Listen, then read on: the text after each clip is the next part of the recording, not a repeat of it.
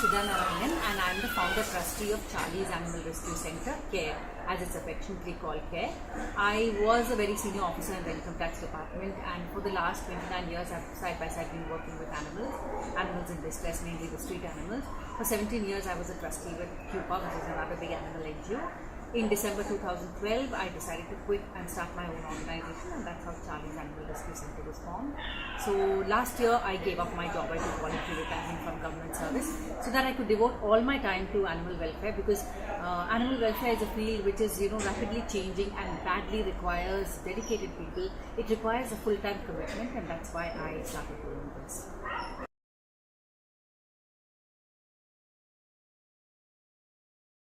CARE was founded in January 2013. It all started when I left CUPA and a group of 5 of us got together and we decided we'd do something. And the basic thing we realized what the city needs. Bangalore's growing rapidly, the boundaries are expanding.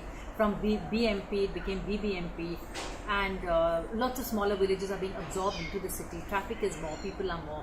So it needed a trauma care center, a very badly needed, a good dedicated trauma facility for animals in distress.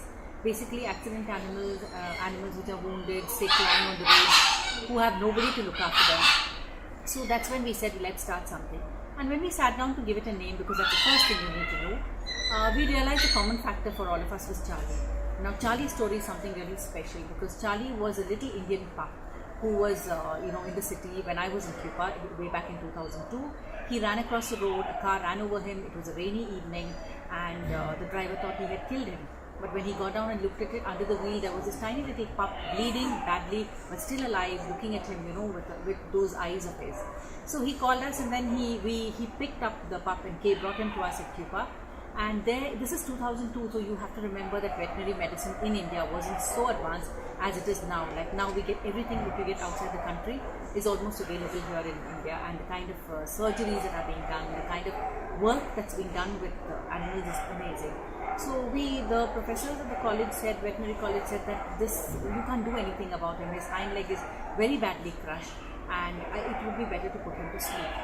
But when you work with animals, I tell this to everybody, volunteers, visitors, everyone, that when you work with animals and when you work like us day in and day out doing trauma care, actually holding them physically, feeling their pain, you have miracle moments, or you have moments that change your life. And that was one day. Charlie looked at us, looked this little pup swaddled in a blood-stained cloth, eyes just staring directly at me and Dr. Lohit, who now is one of Bangalore's most famous vets, and said that don't do this to me. And there was Savita Nagoshan, she was also there with me. And he looked at the three of us and he was just telling us, don't do this, I want to live, I have to live. And that's when we took a decision to change all our lives forever, that Dr. Lohit would do the amputation, remove his hind leg, and then we would look after him. And we did that. So from a tiny pup, three-legged pup, he grew into a very naughty dog. Very, very naughty, horribly naughty in fact. He bit the electrician, he bit somebody else, anyone who came in who was a stranger, he just didn't take a liking to them, he would bite them. And one day we had the spastic children over at the CUPA shelter, and I just looked at the way Charlie was with them. Spastic children, have involuntary movements, they shout when they want to, they have no control movements, and they are immobile, some of them. And here was this dog sitting with such a, a biter dog who was sitting with them, allowing them to pull his ears, pinch him, pull his fur in clumps, and some of them were even hitting him, and he was so patient with them. And that's when I realized Charlie has it in him to be a therapy dog. Now I've been trained in animal-assisted therapy, and we work mainly with children, especially able children. So I took the risk and I asked Air Force runs a school for special children in Mekri Circle.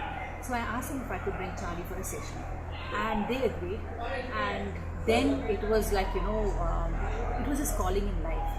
He took to the children so beautifully, so well, and we experienced another very big miracle over there, where there was a boy who couldn't speak, and the first words he said was Charlie. For 7 years he'd never spoken anything, and then suddenly during one of our therapy sessions the name Charlie came up. So I would say that Charlie was our inspiration, and everything we do today, we feel it's because he's there behind us. He passed away a year ago, a little more than a year ago, and but his work lives on through all of us and through all the people who come to CARE.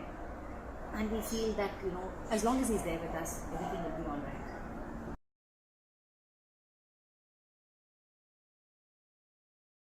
A lot of activities. activities, animal-related activities happen. The major one is trauma care, where we have the ambulance goes out every day, and 2 ambulances we have. We get distress calls. We have a helpline. Out of the 60 to 80 calls that we receive, we are able to do 10 because of lack of funds and space. So somehow we manage. We bring them in, treat them, vaccinate them, then do the spay neuter program, make them whole again, and put them back in the streets. The abandoned ones we keep with us, at least to whatever extent we can, and find homes for them. We do have a lot of people abandoning dogs because they're very cute as puppies, but as soon as they grow up and they have their own problems, you want to leave them back on the road or get rid of them. So we do adoptions. It's a very huge thing because we do. Then we have a cattery. We have the only cat trauma facility in Bangalore city. So that's almost always full up because there's a huge demand for cats which are also getting injured in the cattery. We do animal assisted therapy with special children with under the autism spectrum with learning disabilities. We have a dedicated volunteering program. In fact, care is the most go-to place for people to volunteer with animals, and it's very structured. You become a trainee volunteer for 6 weeks till you become a regular volunteer, and volunteers are always the backbone of any NGO, and they've really been a source of strength for us. We also do hydrotherapy, laser therapy, and anything that's related to animals.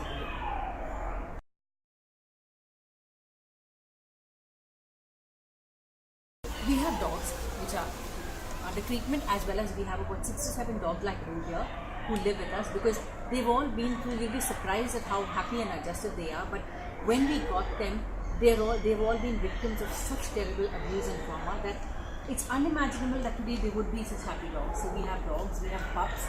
The pups are mainly for adoption. We don't keep the pups with us. We have cats. We have 5 permanent cats with us who also again have had accidents, limbs not there, blind, and the cats for treatment, kittens for adoption. We have ducks, all rescued, some from a hotel where they were very badly treated, some of course from the butcher shop. Then we have 2 pigs. These 2 pigs are very popular in Bangalore, Maggie and Snuffles. Both of them came to me as piglets. They were only this much. Maggie had an accident and her hind leg was very badly fractured, so she couldn't walk, and we knew that putting her back on the road where she came from would mean that she would end up at the meat shop, and so she stayed on with us. She still can't walk very well. She drags her hind leg. And Snuffles, who was actually torn apart, Snuffles came to us in bits and pieces, and we put her together. And today she is one of Bangalore's most iconic pigs because she's a very friendly pig.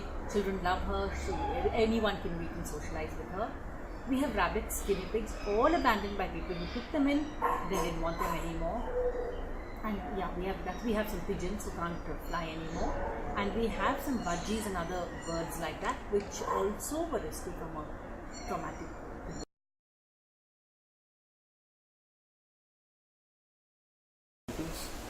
I don't know. I think the basic underlying factor is that care works together with everybody.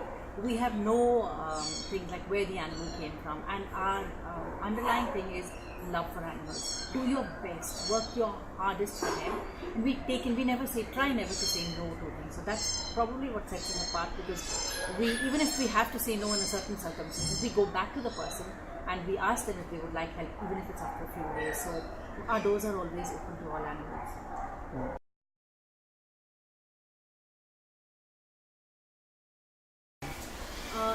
As trustees, we are 6 or 7 of us, and I'm the one who runs the place, but my colleagues are wonderful and they support me a lot.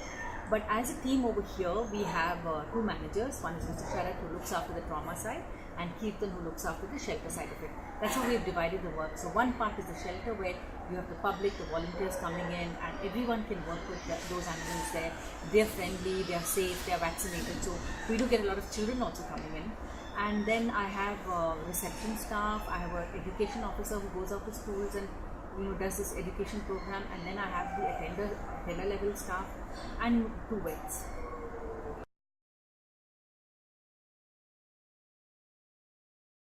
The biggest challenge is funds, because in India, unlike other countries outside in the world, philanthropy and donating to charity has still not taken off the way it should. You earn so much, and even the thought of giving a small percentage to charity is not there. So I can imagine how difficult it must be for with children's charities and women's issues. But they do better definitely, because people still feel that, I'd rather help a human being than an animal. Why should I help an animal is what I get to. Why do you waste your energy doing this for animals? You could have done this for children. But what they don't realize is there's such a small percentage of us working with animals. It's very difficult to get funds, and that is our biggest challenge, because our dream is to make care the best run trauma facility in the country. We want the best of equipment, because what we feel is, if you have a pet, you have lovely hospitals all over India, lovely animal hospitals which have fantastic life-saving equipment. But what does a street dog have? Nothing. So do you mean that because they have nothing and because they are orphaned on the road, that they are not entitled to good facilities, which should never be? So we're going to disprove that, and I know we're getting there, that we will make this the best run trauma facility in the country.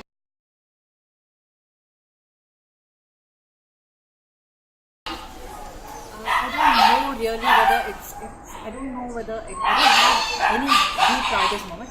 Probably when Mr. Virat Kohli chose to come and visit our shelter, because that was a big surprise for us. And why would we, a small shelter, working our hearts out in the corner of Bangalore city, why would he choose us? But he had heard about us through a common friend, and he insisted. And Mr. Virat Kohli, how busy his schedule is, and he is probably one of the top icons in the world, and he chose to come here and visit us and see the work we do and encourage us, and that of course made us very proud of ourselves. But obviously there was something that in us that made him come, and otherwise we are very happy. What makes us really proud is when a dog that comes in broken walks out happily, healthy and ready to go back.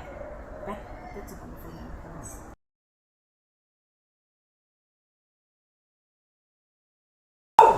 Yeah, the future roadmap would be, I would love to have a large animal facility, because again, they are the ones which are, the ones which really require help. Cuba does have one, but we would also like to supplement their work by having a large animal facility, make this the best of trauma care with the best of equipment, the most fantastic life-saving equipment, as well as I would love to have a sanctuary where those animals which can't go anywhere, the blind, the abused, which can hardly survive on the street, I don't want to say no to them. I would love to have a place for them to be there.